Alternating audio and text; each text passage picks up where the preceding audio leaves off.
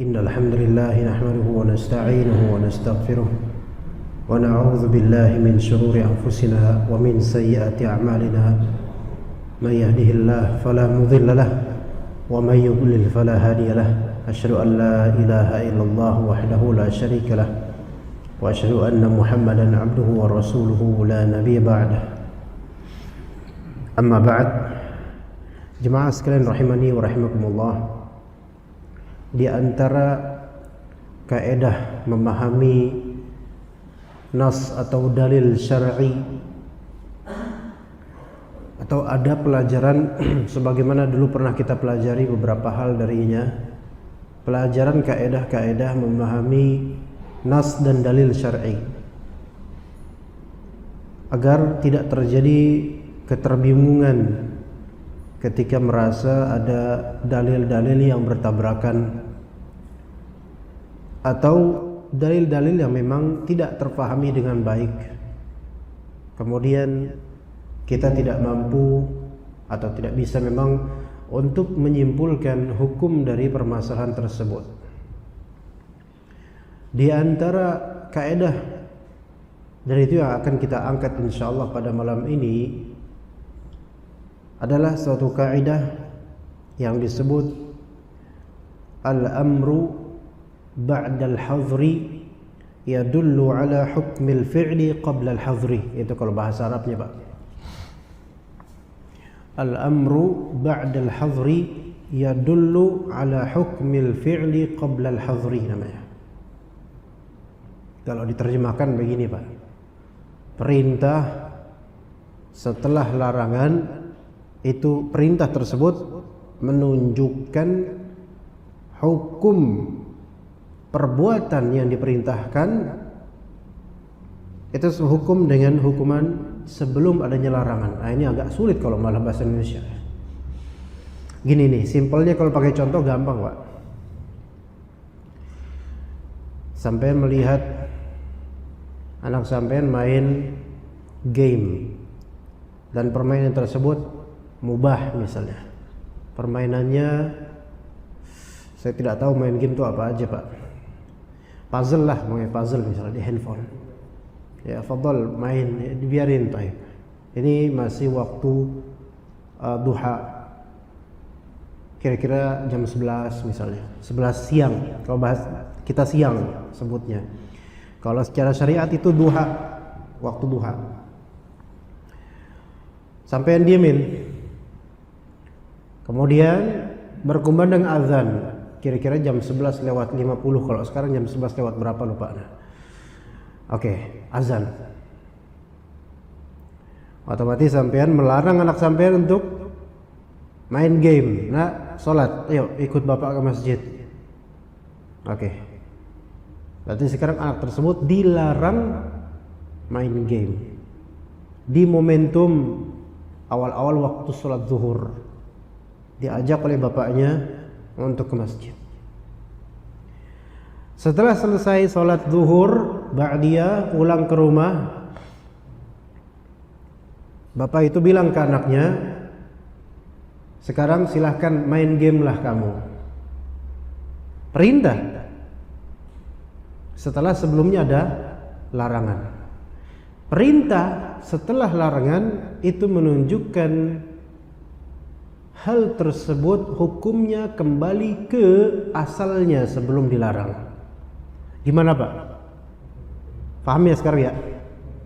Ya, nanti dengan masalah-masalah syariah bakal lebih clear lagi. Ya, kita tentu tidak membahas masalah main game tadi, itu sebatas contoh untuk memudahkan, sebatas approaching aja, pendekatan.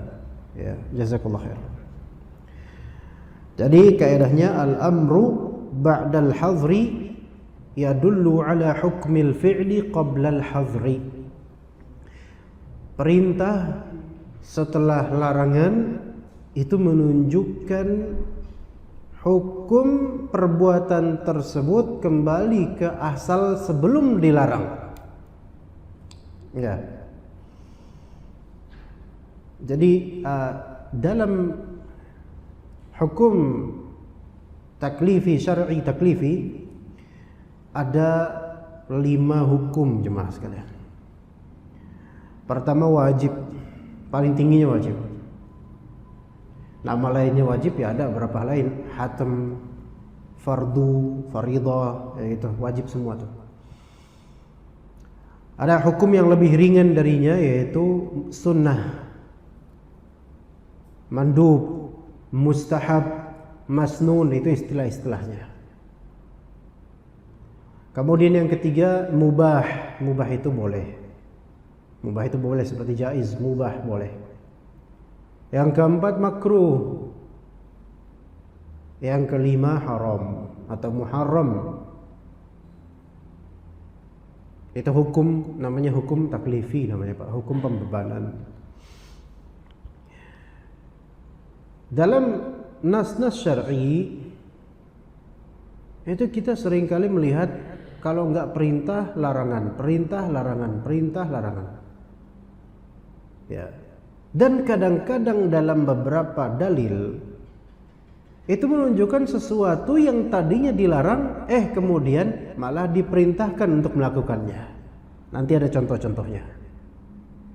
Ya mungkin di antara jemaah ada yang tergambar di benak satu contoh misalnya dari cabang permasalahan syariat. Tapi nanti kita akan berikan contoh lebih dari 5 Pak, insyaallah 5 atau lebih supaya lebih luas lagi cakrawalatnya.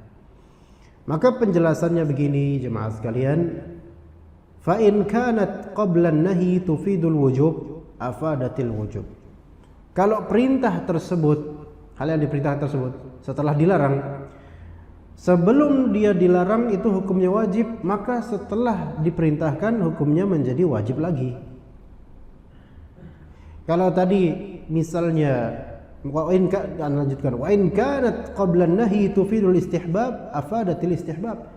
Kalau sebelum dilarang hukum perbuatan tersebut adalah sunnah atau dianjurkan, maka setelah dihapus larangannya diperintahkan maka menjadi penganjuran. Juga begitu pula wa in kanat qabla an-nahi tufidul ibahata afadatil ibahah. Kalau sebelum dilarang perbuatan tersebut adalah hal yang dibolehkan, maka setelah habis larangannya maka kembali ke hukum asalnya yaitu boleh. Begitu. Ini mazhab sebagian ulama dan ini yang lebih tepat insyaallah. Kalau diimplementasikan ke yang contoh pertama tadi, anak main game, boleh, boleh. Hukum asal. Tapi karena ada sebab, sampean pun kemudian melarang, yaitu sholat zuhur, ya jangan main game terus. Sholat zuhur, ayo. Setelah sholat zuhur selesai balik ke rumah, sampean bilang, dah silakan main game. Taib. Berarti sekarang hukumnya main game dia itu apa? Boleh. Kembali ke hukum asal sebelum dia dilarang. Begitu Pak ya. Nah, kata Al-Hafidz Ibnu Katsir rahimahullah, annahu yuraddul hukmu ila ma kana alaihi qabla an-nahi. Hukum itu dikembalikan ke konteks hukum sebelum dilarang. Fa in kana wajiban faradduhu wajib. Kalau misalnya asalnya wajib, maka kembalilah kepada wajib. Kalau misalnya asal mustahab, kembali ke mustahab. Kalau mubah, kembali ke mubah dan seterusnya. Ya, baik. Kita akan mulai contoh-contoh pengembangan, pencabangan kaidah ini di masalah-masalah syar'i. Ya. Tapi sampai sini saya mau tanya, sebenarnya clear nggak Pak kaidah ini Pak? Secara umumnya global clear. Tinggal contohnya aja nih, praktiknya. Contoh di surat At-Taubah ayat kelima. Surat At-Taubah itu diantara surat yang ada spesialisasinya, yaitu tidak pakai bismillah di awalnya. Tidak dianjurkan mengucapkan bismillah di awal surat, ya. Karena dari awal itu sudah ada ungkapan pelepasan diri Allah Ta'ala dan Rasulnya dan kaum mukminin terhadap orang-orang kafir. Di ayat kelima surat At-Taubah kata Allah, فَإِذَنْ سَلَخَ الْأَشْهُرُ الْحُرُمُ فَقْتُلُوا الْمُشْرِكِينَ. Kalau misalnya Ashhur hurum, bulan-bulan haram, itu telah lewat selesai, maka bunuhlah orang-orang musyrikin. Nah itu. Jadi bulan kalender Hijriah ya Pak ya. Ashhurul Hurum ada 4 bulan yang dilarang padanya perang, yaitu Dzulqa'dah ya Pak ya, Dzulhijjah bulan haji itu, kemudian Muharram, dan insya Allah nggak lama lagi yaitu Rajab ya kan Pak. Kan Rajab itu sebelum Sya'ban, habis itu Ramadan, habis itu Syawal, nanti kemudian ada pula Dzulqa'dah, Dzulhijjah, Muharram. Nah di 4 bulan tersebut peperangan itu dilarang Pak. Konon ketika itu, ini di periode Madinah sekitar tahun 9 Hijriah, kaum muslimin sedang berperang melawan orang-orang musyrikin. Kemudian datanglah bulan yang haram.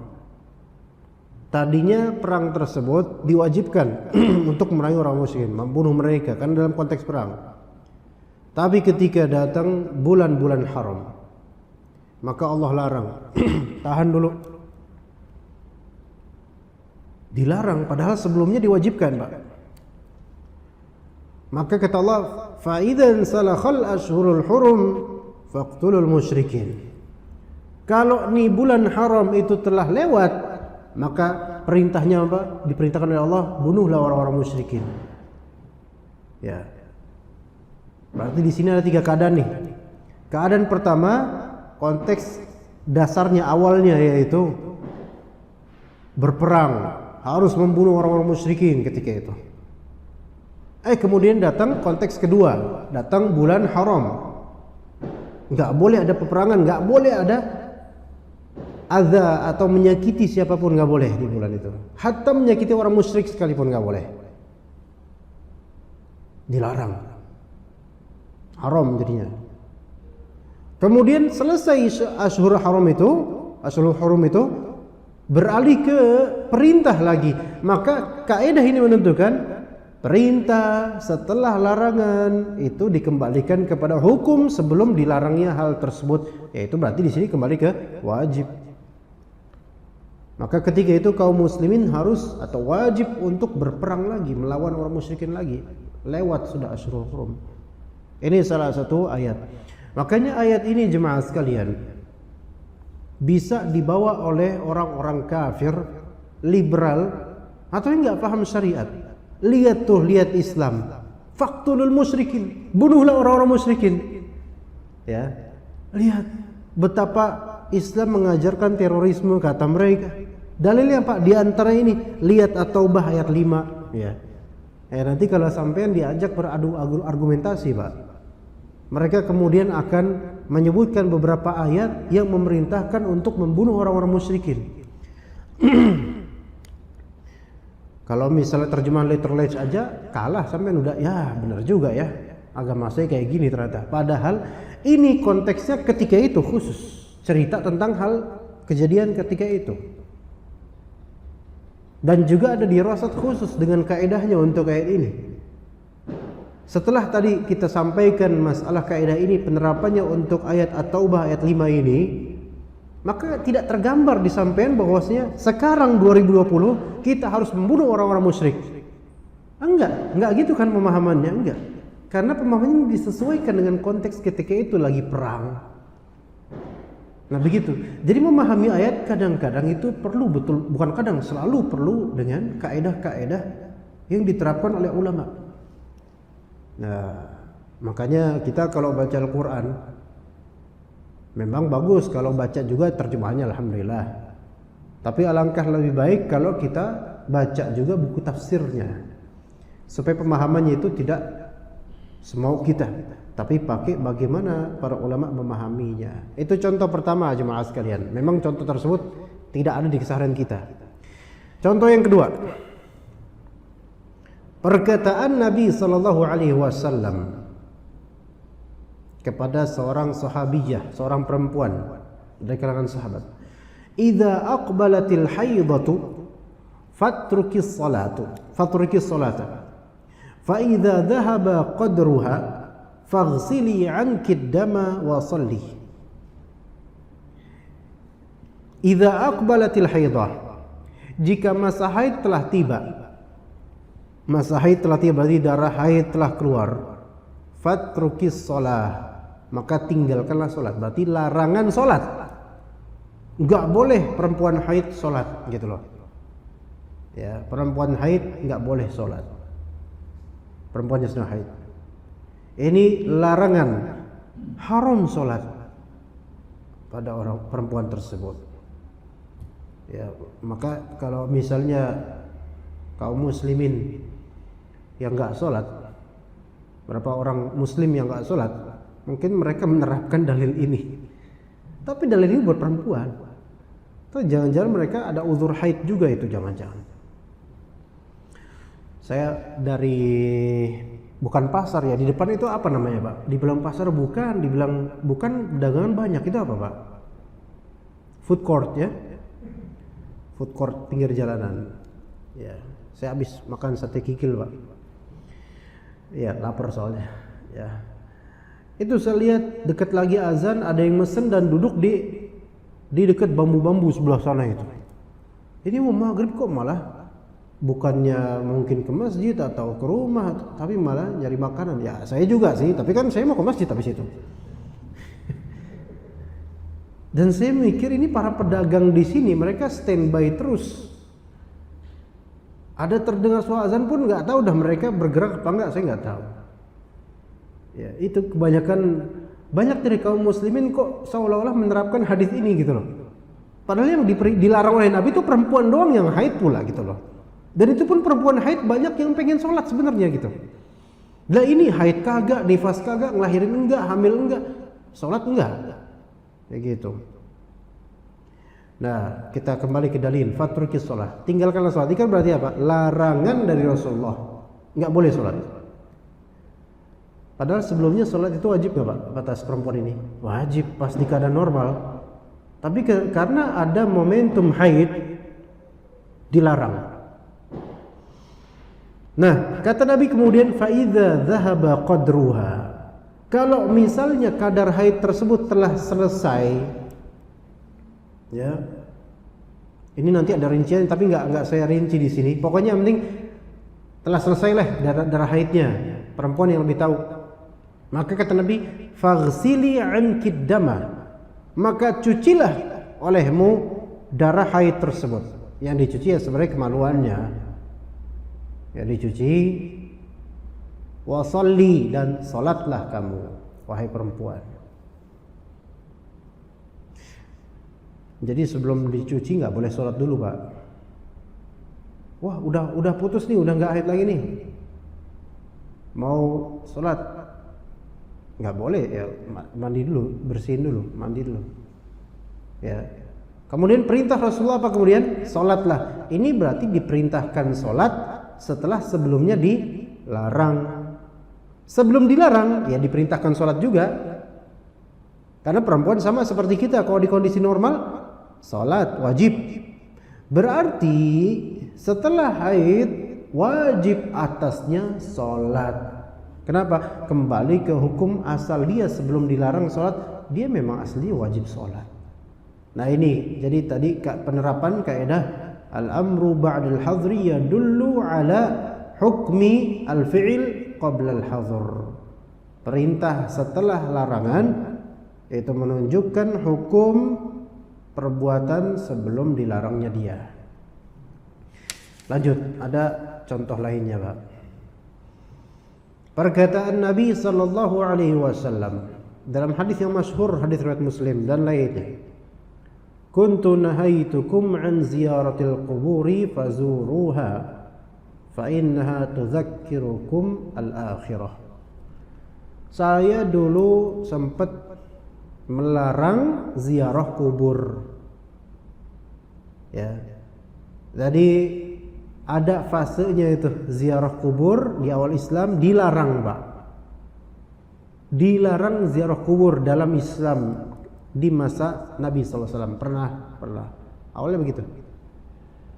Fazuruha, dulu aku telah melarang kalian ziarah kubur, maka sekarang ziarahilah kubur tersebut. Fa innaha tudzakirukumul akhirah, sesungguhnya ziarah kubur mengingatkan kalian akan akhirat. Oke, kita pelajari hadis ini betul-betul Pak, dari sisi usul fiqihnya, dari sisi akidah juga ya. Jadi dulu Nabi SAW pernah apa? Melarang ziarah kubur. Jadi bukan hal yang heran kalau ternyata ziarah kubur pernah dilarang, karena itu kata Nabi, beliau sendiri mengatakan. Kenapa kok dilarang jemaah sekalian? Karena di awal Islam para sahabat itu belum betul-betul dikokohkan pemantapan akidahnya. Ya. Dan konteks masyarakat Mekah ketika itu, di masa Mekah, itu kesyirikan masih luar biasa, Pak. Penyembahan berhala. Ya. Maka dikhawatirkan kalau dibuka pembolehan ziarah kubur akan terjadi kesyirikan lagi gitu loh di kalangan sahabat, maka dilarang dulu. Itu sebabnya. Nah, setelah udah mantap insyaallah, dakwah tauhidnya udah mulai tersebar, menancap di hati para sahabat, keumuman sahabat, maka fazuruha, Rasulullah perintahkan, sekarang ziarahilah kubur-kubur tersebut. Jadi ini perintah setelah sebelumnya larangan. Dan sebelum larangan, bagaimana kondisi hukum ziarah kubur? Sunnah, dianjurkan. Sebelum dilarang ya, waktu itu. Kenapa? Karena itu termasuk hal-hal yang memang menjadi, dikatakan oleh para ulama, ini kebiasaan para rasul juga. Di syariat-syariat sebelumnya nggak dimasalahin, malah dianjurkan kan. Makanya Nabi SAW mengatakan kemudian, fa innaha tudzakirukumul maut. Sesungguhnya ziarah kubur itu membuat kalian ingat kematian. Oke, kita pelajari dulu penerapan kaidah ini. Penerapan kaidah ini, ziarah kubur dulunya dianjurkan sejak zaman-zaman dahulu. Secara ziarah kubur itu mengingatkan akan akhirat. Namun kemudian karena Rasulullah mempertimbangkan kekhawatiran menjurus ke syirik, dilarang. Setelah udah dilarang, berapa masa kemudian Rasul bilang, sekarang ayo ziarahilah. Berarti ada perintah setelah larangan yang sebelumnya dianjurkan. Berarti hukumnya apa ziarah kubur, Pak? Dianjurkan. Ya. Nah, ini yang membuat ya, sebenarnya banyak orang salah paham tentang manhaj kita, Pak, dalam masalah ziarah kubur. Ya. Banyak dari orang menuding kita itu anti ziarah. Bahkan kadang-kadang sebutan ziarah itu mesti tentang kuburan. Padahal ziarah itu bisa ziarah keluarga, itu ziarah, Pak. Ya, ziarah keluarga. Mau kemana lu, Bang? Mau ziarah ke kuburan? Nah, enggak, sahabat ziarah. Ziarah itu ada namanya ziarah dan ada namanya iyadah. Ziarah itu biasa ke teman, keluarga, sahabat, kubur, itu ziarah, mengunjungi, Pak. Ada namanya iyadah. Biasa iyadah ini konteksnya untuk orang sakit. Makanya istilahnya iyadatul marid. Mengunjungi juga. Tapi apa bedanya ziarah dengan iyadah? Ziarah tuh sekali tok nggak masalah kelas. Tapi kalau iyadah itu berkali-kali. Makanya ngunjungin orang sakit itu malah sebenarnya bagusnya berkali-kali, tapi disesuaikan dengan kemampuan uruf kita, kebiasaan kita, dan juga kerelaan mayit orang sakit tersebut. Jadi kalau diziarahin berkali-kali Pak, sampean sakit Pak, kalau nggak keterlaluan ya nggak masalah, malah bagus. Ya, itu termasuk hal yang disyariatkan. Kembali ke ziarah kubur tadi. Ziarah kubur sunnah, dan itu yang sahih, sunnah, terutama untuk laki-laki. Untuk perempuan Sebagian ulama mengharamkannya, sebagian ulama membolehkannya dengan syarat jangan sering-sering. Karena Nabi SAW menyebutkan la'anallahu zawaratil kubur. Semoga Allah Ta'ala melaknati perempuan yang rajin ziarah kubur. Dilaknat loh Pak.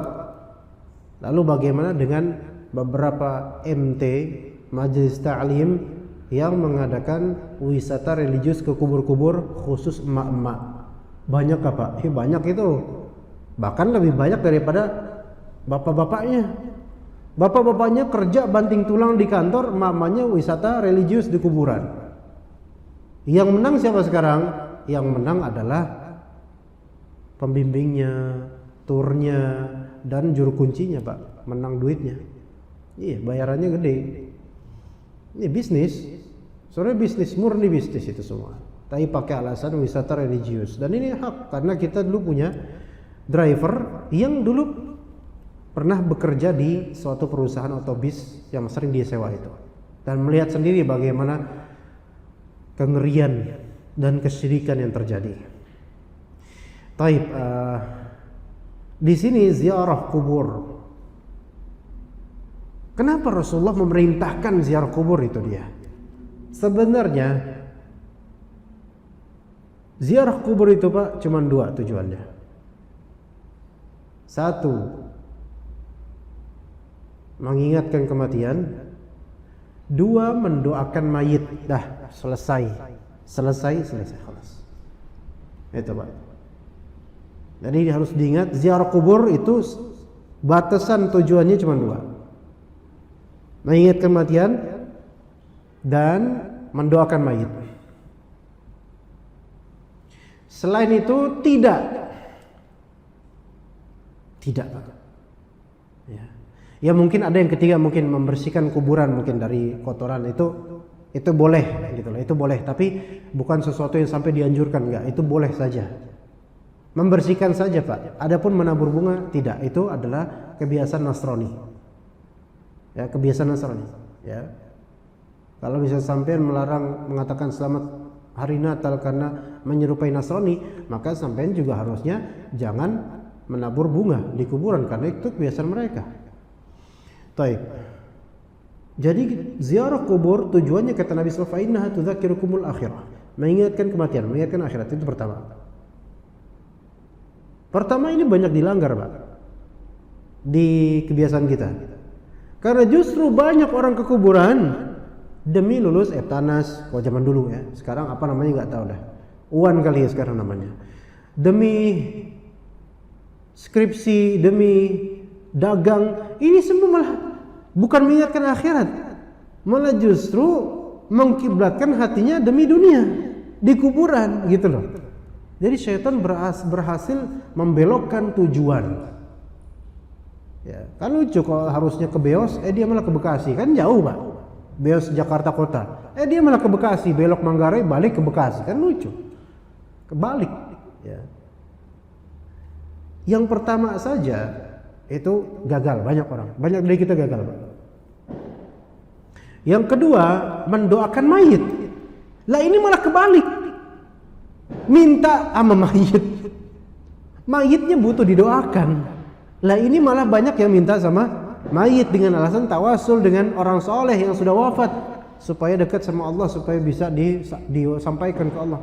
Lihat bagaimana syaitan telah banyak mempropagandakan dan membius orang-orang untuk menuju kesyirikan dan penyimpangan. Ya, padahal sama-sama covernya apa? Ziarah kubur. Kalau mengingatkan kematian, alhamdulillah, sampai misalnya ke kuburan kemudian ingat kematian dengan itu, kemudian mendoakan sahibul maqbar yang di kubur ini, nah itu baru benar tuh. Khalas, udah selesai. Ya mungkin bersihin sedikit, tafadhol bersihin dari kotoran atau daun-daun sampah-sampah, udah selesai, udah nggak usah macam-macam lagi, nggak usah taruh kendi, air mawar, nggak usah, ntar hari ke-7 diminum, nggak usah. Ya, nggak usah. Ya, baik. Tadi ada dua, mengingatkan kematian atau mendoakan mayit. Tapi ini berbeda kalau kita menziarahi kubur orang kafir. Boleh tidak menziarahi kubur orang yang bukan muslim? Jawabannya boleh. Dalilnya apa? Nabi SAW diperbolehkan berziarah ke kubur ibunya. Wah, Ustaz mengkafirkan ibunya Rasulullah SAW. Ya, kalau kata Nabi begitu mau gimana coba? Belum Islam. Taib, boleh berarti? Boleh. Taib. Tapi ketika menziarahi kuburan orang non-muslim atau kafir, bukan muslim, dianjurkan mengingat kematian, tapi tidak dibolehkan mendoakan mayit. Nah, ini bedanya. Antum doain apa? Ya Allah rahmatilah si kafir ini. Ya nggak bisa. Udah putus rezekinya, udah putus ajalnya. Kalau misalnya masih hidup, kita mintakan hidayah kepada dia, kepada Allah untuk dia, boleh. Tapi kalau udah mati, udah selesai, udah dia. Nggak ada rip-ripan lagi, nggak ada rest in peace lagi. Yang ada ya rusty in peace ya. Membusuk dalam kedamaian, maksudnya orang-orang luar damai, dianya ngebusuk sendiri, dianya hancur sendiri, rotten ya. Nah, tapi kalau kuburan muslim, kita dianjurkan mengingat kematian sekaligus mendoakan. Itu bedanya, Pak. Jadi boleh kalau misalnya mohon maaf ada keluarga kita yang kafir misalnya, kita ziarah kuburnya, mengingat kematian, tapi tidak mendoakannya. Enggak. Ya Allah ampuni dia di kuburnya, ya Allah, enggak. Kafir, dia mati dalam kafiran gitu. Begitu. Ya. Baik. Ini saya khawatirnya habis waktunya. Kita lanjut aja. Misal yang keempat, sebenarnya ada banyak permasalahan tentang kubur ini, tapi enggak usah lah. Kita judulkan bukan kuburan, judulnya tentang perintah setelah larangan. Misal keempat, kata Allah Subhanahu wa taala surah Al-Maidah, "Wa idza halaltum fastadu."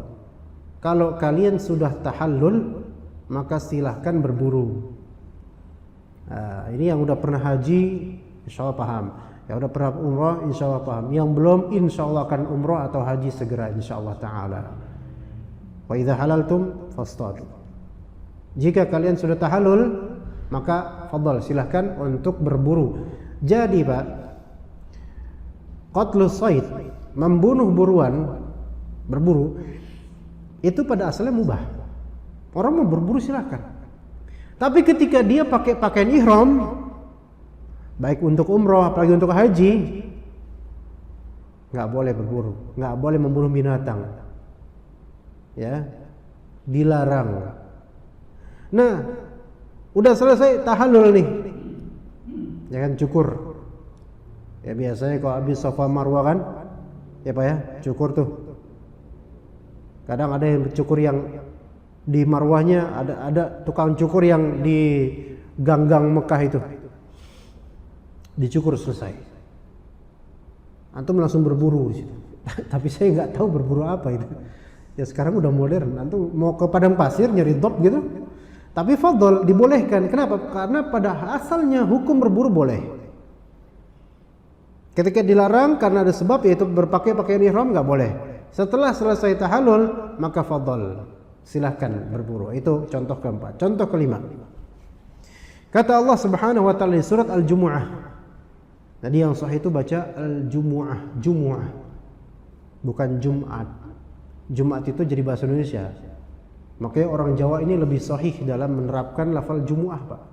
Orang Jawa itu kalau ngomong Jumu'ah, ya, walaupun salah juga jadinya Jumu'ah. Ya, ini salah juga. Jumu'ah, ya, Jumu'ah. Di surat Al-Jumu'ah ayat 10, "Fa idza qudiyatis salatu fantashiru fil ardi."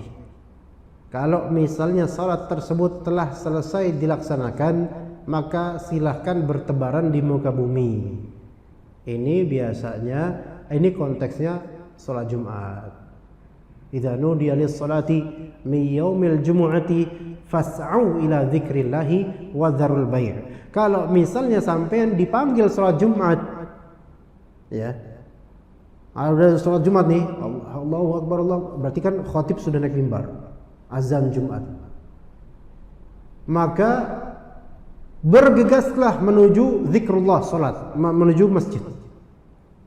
wa dzarul bai', dan tinggalkanlah jual beli. Makanya para fuqaha, para ahli fikih mereka mengatakan tidak sah jual belinya orang yang diwajibkan atasnya Jumatan. Ya, saya ulangi. Tidak sah akad jual beli atau akad apapun untuk orang yang diwajibkan atasnya Jumatan. Kayak kita lagi mukim nih di jual beli padahal udah azan, tidak sah kata para ulama. Wah, ini banyak kasusnya nantinya, Pak. Sebenarnya kalau pedagang yang ada di sekitar masjid, di sini bukan di sini nggak ada pedagang kalau Jumatan, ya. Masjid mana gitu kan? Ada pedagang cilok, cimol, ketoprak tuh banyak tuh, biasa dekat kantor-kantor tuh banyak tuh. Nah, sebagian dari mereka ada yang tetap stay di lapaknya ketika azan berkumandang. Kemudian apa, ada orang beli. Bang, beli bang. Terjadi akad jual beli, tidak sah. Itu kata para ulama, tidak sah. Oke, mungkin sampean nggak pernah lihat ya karena udah di dalam ya, jadi nggak pernah lihat. Masya Allah rajin ya. Apalagi saya biasa khutbah ya nggak pernah lihat kayak gitu, Pak. Anggap yang lain dah. Sopir angkot, nah ini masih narik aja pas Jumatan. Maka ketika ada perempuan bayar, gimana tuh?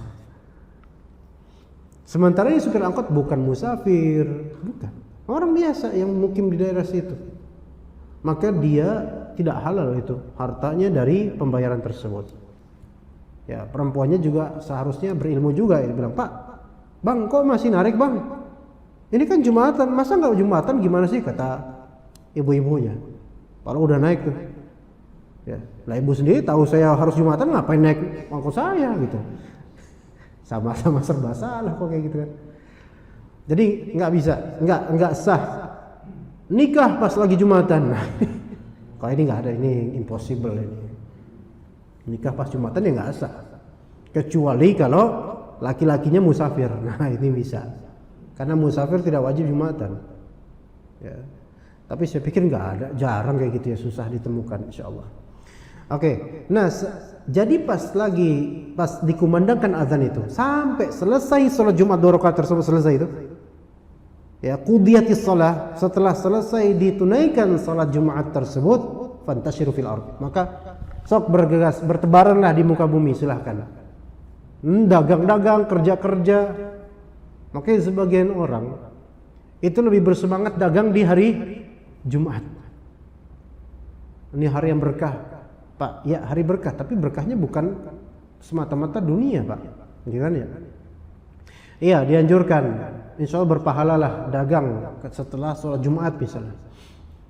Makanya tukang-tukang ketoprak, tukang dan seterusnya dan kawan-kawan itu di teras masjid atau di halaman parkiran, setelah Jumatan selesai mereka kemudian dagang, berkah insya Allah, karena di sini ada dalilnya, boleh silahkan.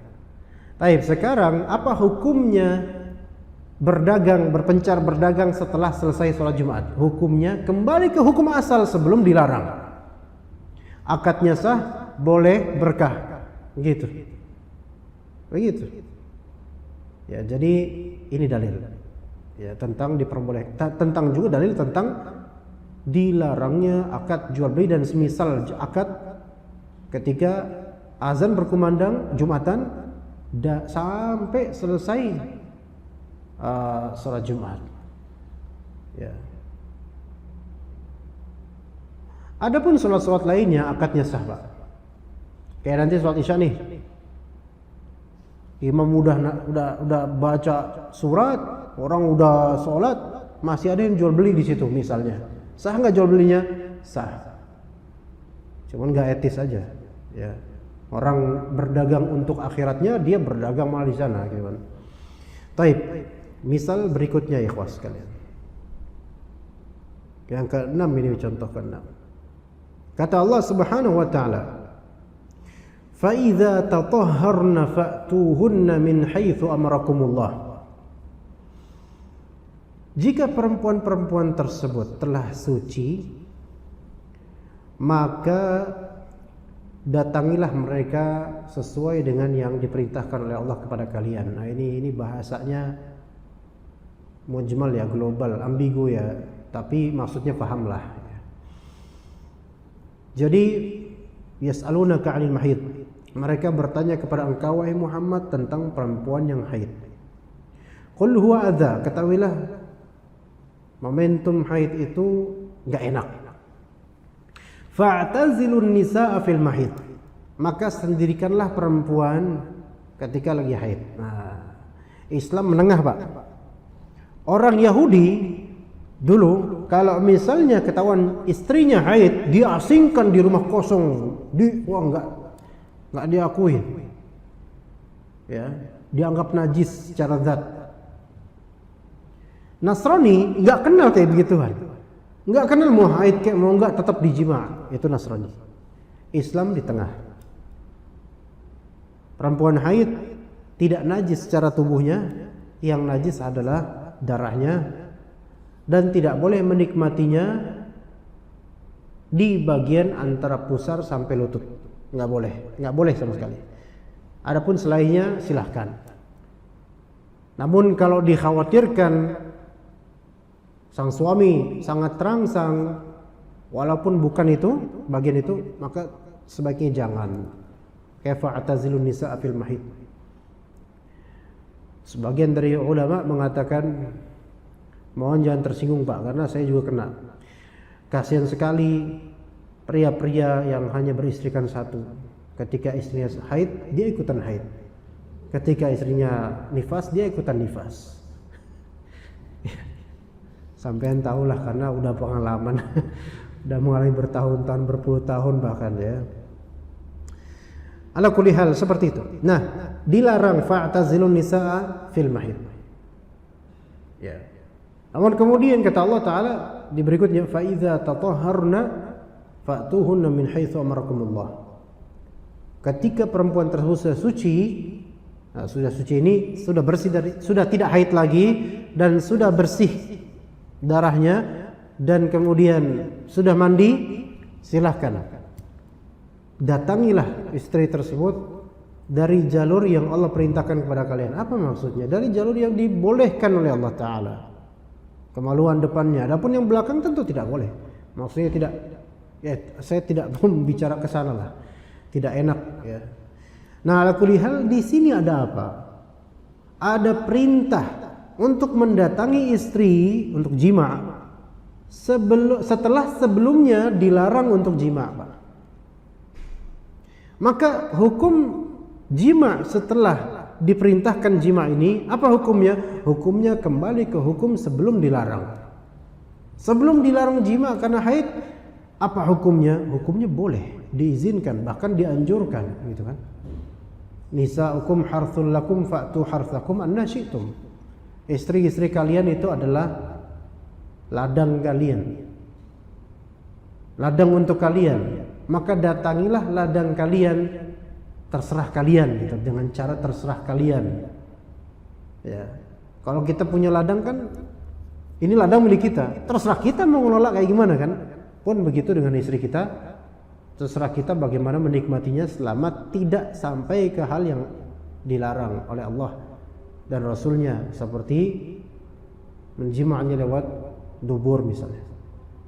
Ya. Azan Pak. Berapa menit lagi Pak? 1 menit lagi ya. Ini injury time yang membuat saya bingung mau terusin apa enggak Pak. Muazin itu sebagian kok berikhtilaf ya mereka. Ada yang fastabiqul khairatnya luar biasa gitu, mendahului ya. Sepakat di mana-mana waktunya belum sampai Pak. Tapi kadang kita dapatkan beberapa muazin itu selalu dia paling awal. Iya. Kalau ternyata muazin tersebut sengaja, padahal jadwalnya yang dia lihat persangkaannya itu nanti dia sengaja selalu di awal-awal sebelum waktunya, maka ini kadzab ya, pendusta dia. Di akhirat itu dipertimbangkan nanti bagaimana keadaannya ya, hati-hati. Ini saya nggak bisa lanjutin materi dulu karena nanti terputus ya, kita tunggu. Nah ya alhamdulillah, fadhal.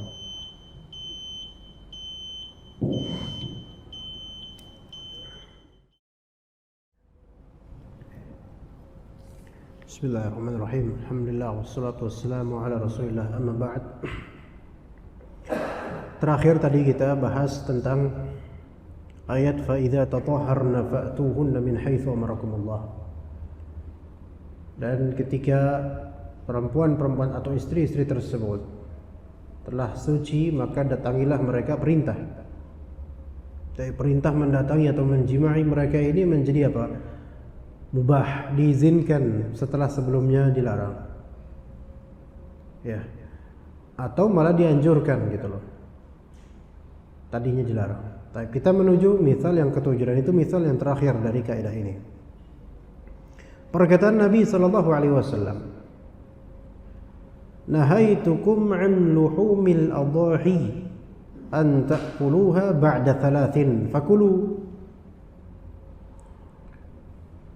Atau dalam hadis yang lebih panjang lagi dan itu yang lebih jelas insyaallah, kuntu nahaitukum 'an luhumil adhahi fawqa thalathin liyattasi'a dzut tawli 'ala man la tawla lah fakulu ma bada lakum wa at'imu waddakhiru. Kata Nabi SAW, dulu atau sebelumnya saya telah melarang kalian untuk memakan daging-daging sembelihan Idul Adha di atas 3 hari. Ya. Jadi tadinya pernah ada larangan makan daging sembelihan Idul Adha di atas 3 hari setelah tasyrik. Habis itu nggak boleh lagi makan daging Idul Adha. Dulunya. Enggak sekarang, Pak. Sekarang ada kulkas eman-eman, Pak. Dulunya. Ini belum selesai hadisnya, Pak. Jadi jangan divonis dulu, ya. Jadi kenapa itu dulu dilarang? Lihat tasi'a dzut tawli 'ala man la tawla lah. Ya.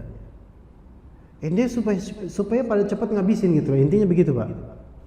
Karena ada orang yang punya daging banyak, maksudnya bukan daging tubuhnya, daging korbannya. Ya, dan ada yang dapat sedikit. Maksudnya Nabi SAW supaya lebih merata lah gitu nanti pembagian. Maka cepat-cepat habisin tuh daging. Ya, jangan disimpan-simpan, karena kalau disimpan, jadi gini Pak, ini saya kasih contoh aja Pak ya. Gini loh, kalau misal di zaman dulu seolah-olah kita sahabat Nabi nih misalnya, zaman belum ada kulkas, nggak usah mikirin kulkas deh, gitu.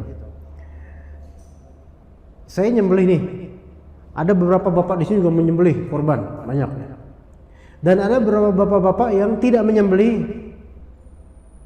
Dan juga misal fakir misalnya, nggak punya lauk lain dan seterusnya. Ya, oke. Saya nyembelih kan dapat bagian banyak nih. Dan juga ngasih ke beberapa dari sampean.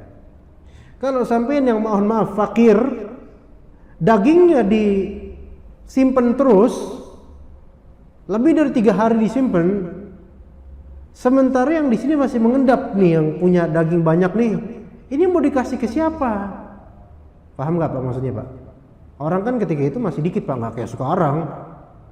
Sekarang jangankan yang udah dapat berkali-kali pun tetap aja minta voucher, ya kan?